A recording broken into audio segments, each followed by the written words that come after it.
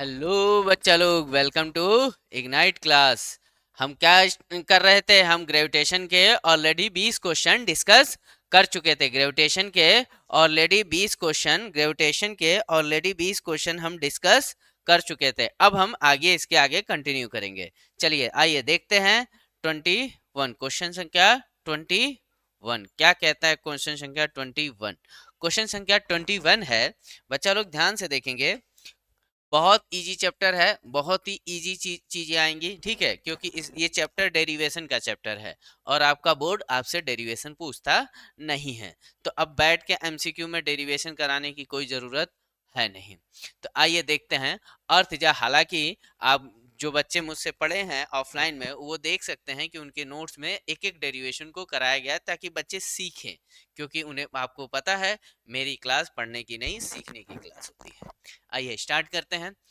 Earth is a flattened at pole bulging the equator, this is due to. देखो, जो हमारी अर्थ है वो कुछ ऐसी है। ये पोल पे थोड़ी सी चपटी है। पोल पे कैसी है? चपटी है। पोल पे कैसी है? चपटी है। और यहाँ पर ये इक्वेटर पे हल्की सी क्या है?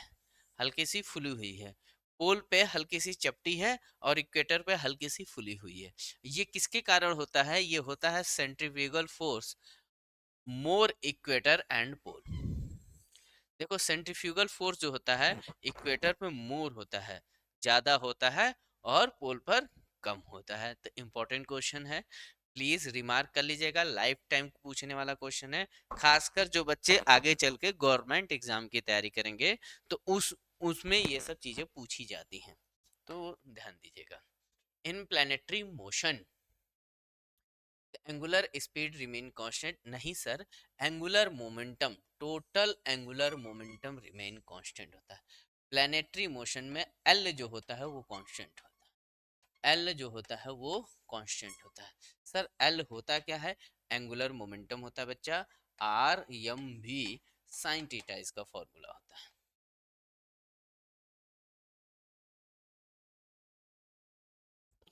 आर एम भी साइन थीटा इसका फॉर्मूला होता है।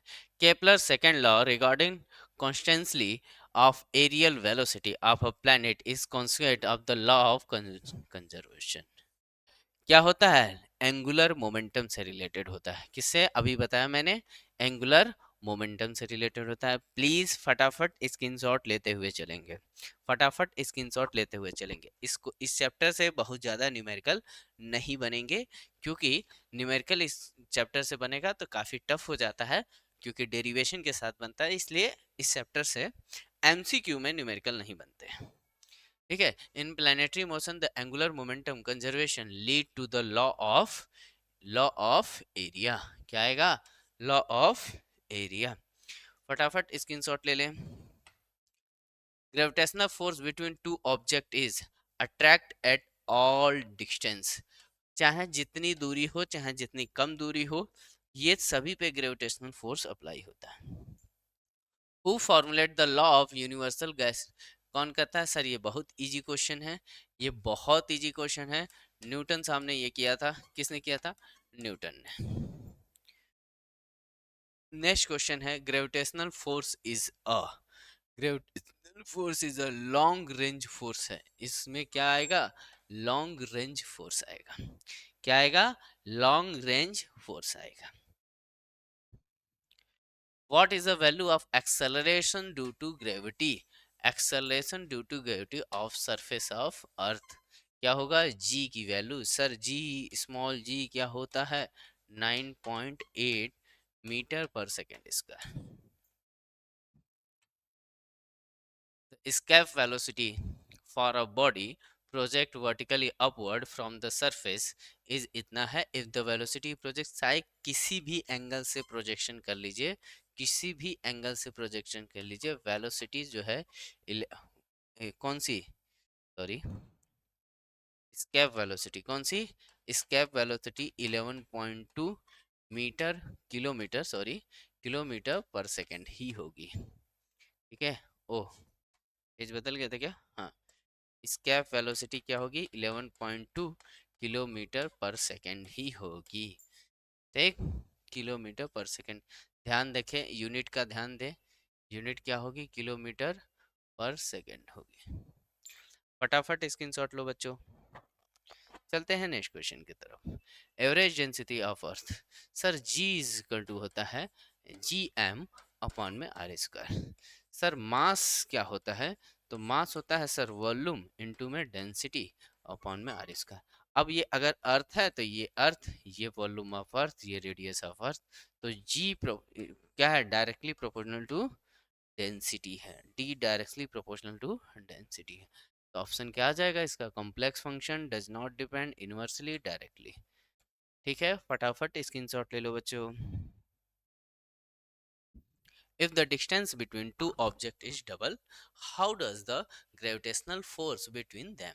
देखो कह रहा है डिस्टेंस को डबल कर दिया, इट मींस अगर दो मास यहाँ है और इनके बीच की डिस्टेंस r है, तो अब ये डिस्टेंस क्या हो गई, अब ये डिस्टेंस 2r हो गई, अब ये डिस्टेंस 2r हो गई। तो यहाँ पे फोर्स लग रहा था F, यहाँ पे फोर्स लग रहा था F, तो इस F का वैल्यू होता है जी m1 m2 अपॉन में आर स्क्वायर।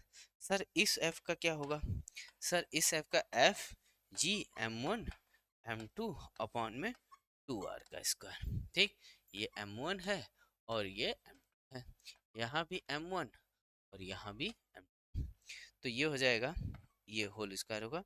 तो F is equal to G m1 m2 upon में 4r का स्क्वायर। तो ये देखिए ये क्या है, ये F है, तो F dash is equal to क्या हो जाएगा, F बाई 4, क्या होगा, F बाई 4 होगा, तो 1/4 हो जाएगा, क्या हो जाएगा 1/4। आंसर आपका 31 का बी, आंसर 31 का बी हो जाएगा। आप देख सकते हैं स्केप वेलोसिटी एंड क्या है, ऑर्बिटल वेलोसिटी। बच्चा स्केप वेलोसिटी क्या होती है, √2 of orbital velocity, orbital velocity से √2 का multiplication, escape velocity √2 of orbital velocity, ऐसे लिख लो, ये है आंसर। क्या है आंसर, आपको ये क्वेश्चन बहुत इंपॉर्टेंट है, याद रखना।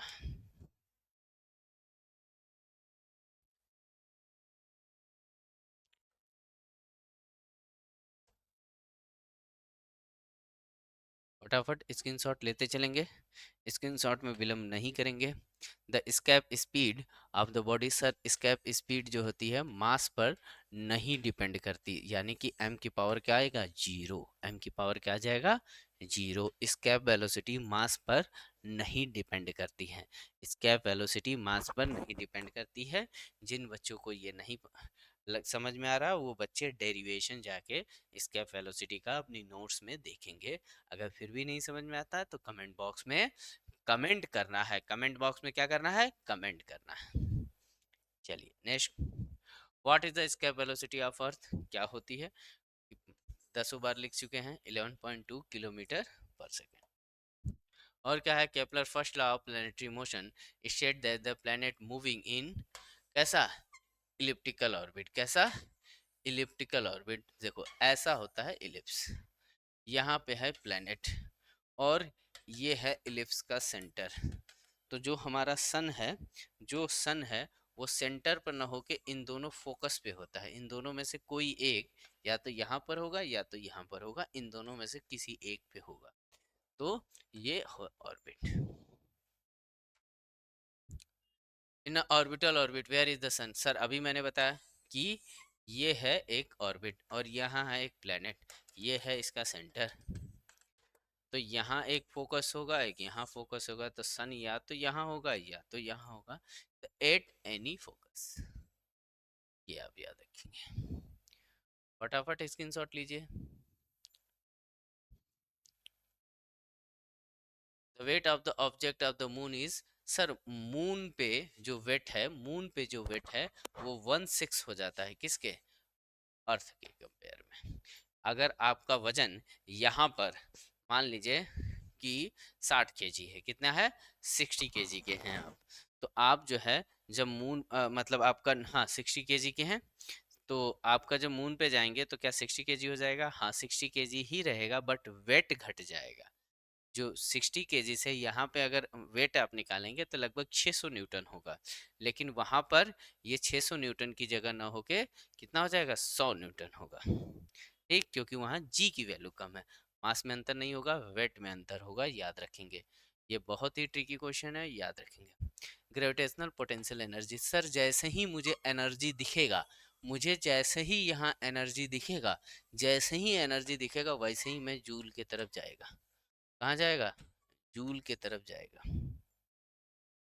ठीक, which of the following best describe the gravitational force, ये आपका हम बता देते हैं। Between two object mass m1 and m2 separate by two direction, inversely proportional F is equal to क्या है, G m1 m2 अपॉन में क्या, आर स्क्वायर। तो F क्या है, F inversely proportional to R square है, and F proportional to m1। तो ये देख सकते हैं आप, आंसर सी। बहुत इजी क्वेश्चन आते हैं इस चैप्टर से। ठीक है, the gravitational force acting on the object is also known at, sir इसको वेट कहते हैं। इसको क्या कहते हैं, वेट कहते हैं। तो ऑलरेडी मैंने 40 क्वेश्चन आपको डिस्कस कर दिए हैं। ठीक है, इस क्वेश्चन इस चैप्टर से रिलेटेड जितने भी न्यूमेरिकल थे अच्छे खासे, जो सीबीएसई और आईसीएसई और अदर एग्जामों में पूछे जाते हैं, वो ऑलरेडी मैंने नोट्स में आपके करा दिए गए हैं। ठीक है, ताकि आपको चैप्टर के डीप नॉलेज हो जाए। ठीक है, तो यहाँ पे हम सिर्फ जैक के एमसीक्यू डिस्कस कर रहे हैं, तो हम उसी पर्पज से बात कर रहे हैं। Who propose the three law, कौन थ्री लॉ प्रपोज किया था, तो केपलर साहब ने किया था। किसने किया था, केपलर साहब ने किया। आई होप आपको सारे क्वेश्चन समझ में आ रहे हैं, आप सारे क्वेश्चन बहुत अच्छे से कर रहे हैं। तो प्लीज़ अपनी पढ़ाई को कंटिन्यूअस रखिए और ज़्यादा से ज़्यादा मेहनत कीजिए। मैंने जितने वीडियो कराए हैं, जितने क्वेश्चन कराए हैं, अप्रोक्स 400 प्लस मैंने क्वेश्चन करा दिए हैं। 400 प्लस मैंने ऑलरेडी क्वेश्चन करा दिए हैं। 2-4 ऊपर नीचे हो सकता है भाई, कोई गिन के ये ना कहना सर इतना ही था। ठीक, 400 के अराउंड मैंने क्वेश्चन करा दिए हैं। ठीक है, और अभी भी करीबन 5 से 6 चैप्टर बचे हुए हैं। ठीक है, टेंशन मत लीजिए, एग्जाम से पहले करा दिया जाएगा। बच्चों, एग्जाम की डेट को लेके बहुत परेशान नहीं होने की ज़रूरत है। अपने वर्क पे ध्यान दो, अपनी पढ़ाई पे ध्यान दो, अपने कॉन्सेप्ट को और बिल्डअप करो, और बिल्डअप करो, अंदर से स्ट्रांग बनो। ठीक है, चलो बच्चों, इसी के साथ मिलते हैं नेक्स्ट वीडियो में। थैंक यू बच्चों, आपका प्यार हमेशा मेरे साथ ऐसे ही बना रहे। Thank you to all of you, thank you.